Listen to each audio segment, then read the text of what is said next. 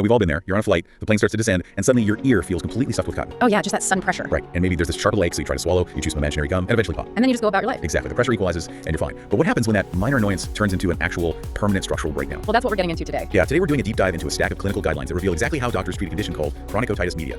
Our mission is to unpack the mechanics of this disease, how doctors physically map the destruction inside your skull, the intense surgical engineering used to rebuild the ear, and, well, the delicate reality of explaining all of this to a patient. These sources are honestly a fascinating look at the absolute extremes of human biology. I mean, we're taking a temporary inconvenience like that stuffed ear on an airplane and looking at the sequence of events that turns it into this relentless destructive cycle, a cycle that can literally dissolve bone. Dissolve bone, I mean, that's intense.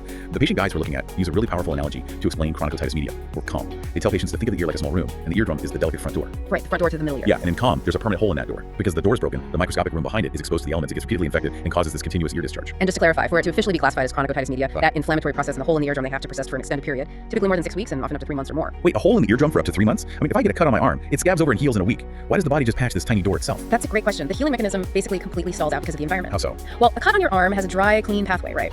It has an immediate blood supply. But the middle ear in COM is trapped in this chronic inflammatory state. The delicate tissues lining the middle ear become incredibly swollen with white blood cells. So it's just constantly inflamed. Exactly. So instead of forming clean scar tissue to patch the hole, the body starts overproducing what's called granulation tissue, or even these large fleshy polyps. Oh wow, polyps inside the ear. Yeah, it's not great. The normal healing edges of the eardrum are constantly bathed in active infection and moisture, so the immune system is essentially bogged down fighting this permanent trench war. It never has the surplus resources to actually rebuild the door. That makes sense. Now, the guidelines divide this broken door scenario into 2 distinct phases, the safe type and the unsafe type. Right. So the safe type is formally called mucosal disease. The inflammation is confined entirely to the mucosal lining of the middle ear room. So it stays in the room. Exactly. And the hole in the eardrum is usually central. That means there's still a rim of normal eardrum tissue all the way around the perforation. It does produce a lot of mucus or pus-like discharge, but the infection generally stays within the boundaries of that room. It rarely breaks through the walls to cause massive internal destruction. Which means the word safe is doing a lot of heavy lifting in that sentence. Oh, absolutely. Because it's still a chronic weeping infection.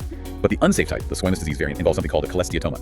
The notes describe it as a cyst-like structure, but it's basically just skin growing where it shouldn't be. Yeah, it's entirely misplaced skin. So the surface of your eardrum, your ear canal, is lined with squamous epithelium, which naturally sheds dead skin cells, just like the skin on your arm. But in a cholesteatoma, a sac of the skin ends up trapped behind the eardrum, inside the middle ear. That sac continues to shed dead skin cells, or keratin, but those cells have nowhere to go. Because they're trapped behind the door. Exactly, so they just pack tighter and tighter into an expanding cyst. And it isn't just taking up space, right? This is where the actual destruction happens. The sources say this cyst secretes enzymes that act like biological acid. Yeah. They literally dissolve the surrounding bone in the ear. Yeah, it's wild. The cyst triggers a process called osteoclastic bone resorption. Basically, it forces the body's own bone clearing cells to go into overdrive, melting away the calcium structure of the ear. That is terrifying. It is, and this expanding bone-eating cyst is sitting mere millimeters away from your facial nerve, your delicate inner ear balance center, and your brain cavity. Which is why they call it unsafe. Precisely. That proximity to vital structures is exactly why a cholesteatoma is universally classified as unsafe. Okay, so if the body can't heal a simple broken door, and instead starts cultivating this bone-melting skin cyst, what is the actual mechanical failure that triggers this bizarre chain of events? Like, how does skin get trapped behind the wall in the first place? Well, the origin point is almost always a mechanical failure of the eustachian tube. The tube that connects to the throat. That's the one. It's the tiny drainage pipe connecting your middle ear down to the back of your throat. Its entire job is to open up when you swallow or yawn, just to equalize pressure and drain fluids. When it stops working, which is called eustachian tube dysfunction, the ear is basically doomed. Okay, so reading through the retraction pocket theory in the notes, it sounds exactly like when you suck all the air out of a flimsy plastic water bottle and the sides just cave in under the vacuum. Spot on. The physics are absolutely identical. The tissues in the middle ear are constantly absorbing tiny amounts of oxygen. If the eustachian tube is blocked shut, no new air comes in to replace it. So a vacuum forms. Right, a negative pressure vacuum slowly builds. And the eardrum, especially this very fragile section at the top called the pars osseata, gets sucked inward.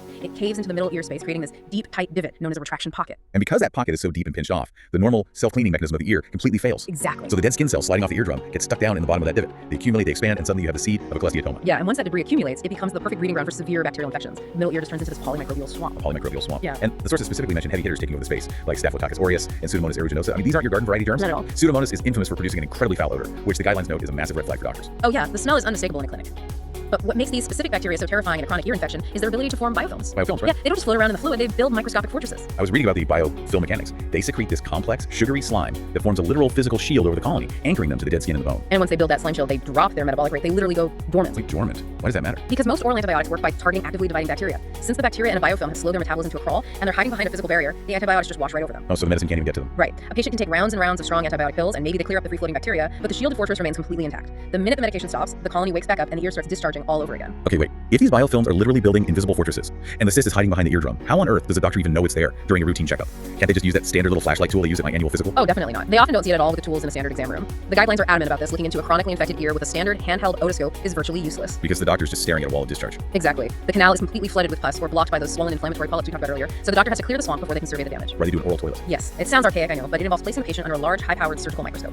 Then they use a tiny precision vacuum to literally suck away the discharge, fungal debris, and infected mucus. Only after a microsection can the doctor actually see the eardrum and evaluate the physical structure. it. Okay, so once the canal is clean, the visual clues are pretty stark. If the doctor sees a central hole with pink, moist, swollen tissue behind it, they're likely dealing with the safe mucosal type. Right. But if they look up high toward the roof of the eardrum and see an attic crust, which are white, shiny flakes of dead skin hiding in a pocket or a hole right on the edge of the eardrum, accompanied by that terrible smell, they know they're looking at a cholesteatoma, And identifying the disease is only the first step. They then have to measure the functional damage. They use pure tone audiometry to look for what's called an air-bone gap, which is a sign of hearing loss. specifically conductive hearing loss. The inner ear nerve that translates sound to the brain might be perfectly healthy, but the sound waves simply cannot conduct mechanically across the shattered eardrum and partially dissolve ear bones. The diagnostics also rely on tympanometry, which I found fascinating mechanically. The machine pushes a little puff of air into the ear canal to see how well the eardrum bounces back. Yeah, it's a great test. But in COM, the graph shows a type B flat trace. Because there's a hole in the door, the air puff just blows straight through into the middle ear space. There's no resistance, no bounce back, just a completely flat line on the monitor. Exactly. And while those tests measure hearing function, the absolute gold standard for surgical planning is the high-resolution CT scan of the temporal bone.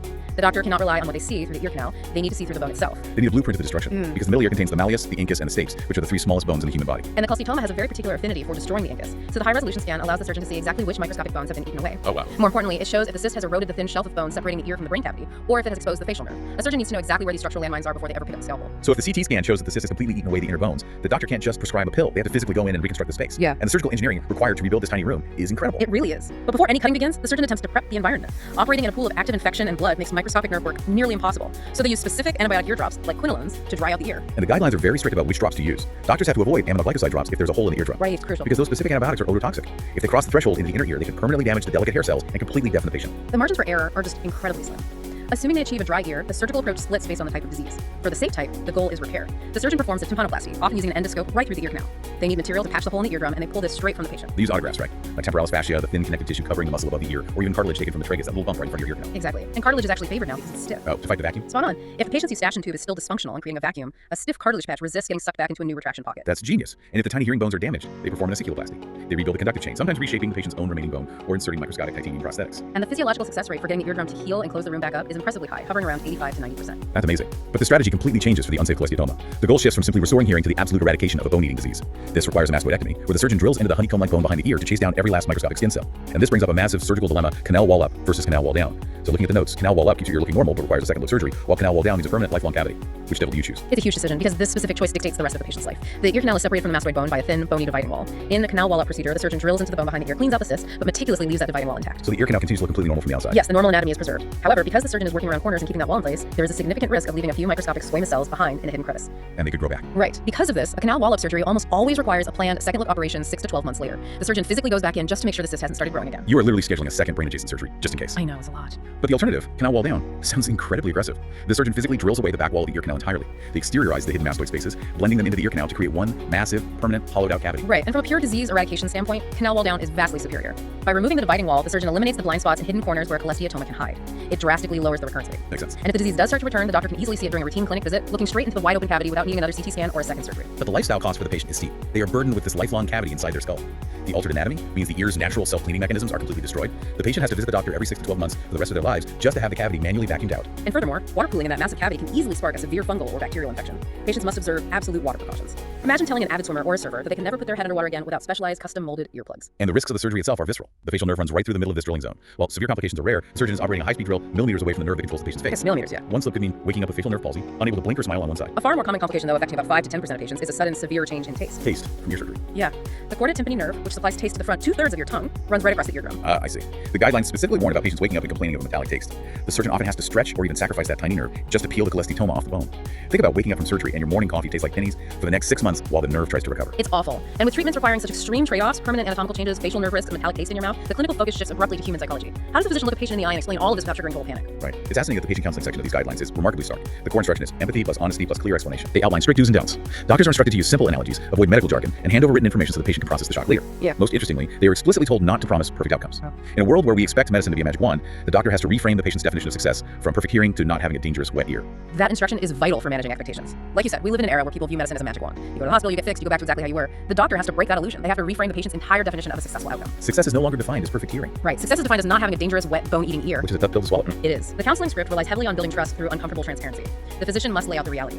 there is a 5 to 10% chance this delicate graft fails entirely. Your hearing may not improve at all, and it might even get worse. If we have to remove the canal wall, you will have a permanent cavity that I will need to physically clean out twice a year for the rest of your life. And they also have to explain the grueling recovery timeline. The patient needs complete rest for 2 weeks, absolutely no heavy lifting or straining that could pop the graft out of place, and strict water precautions for 4 to 6 weeks. But by laying out these harsh realities, the doctor actually empowers the patient. It allows the patient to make a truly informed choice. And a crucial part of that conversation is answering the ultimate underlying question: what happens if we just don't do the surgery? The guide leaves no ambiguity there. The doctor must clearly explain that without intervention, the infections will remain relentless. The hearing will steadily deteriorate. And crucially, for the cholesteatoma, the risk of catastrophic complications like the infection breaking through the bone to cause meningitis or a brain abscess increases year after year. Yeah, the patient has to weigh the controlled trauma of a surgical drill against the uncontrolled destruction of a biological asset. The physician is basically helping the patient navigate a choice between two incredibly difficult realities, guiding them toward the one that preserves their life. Wow.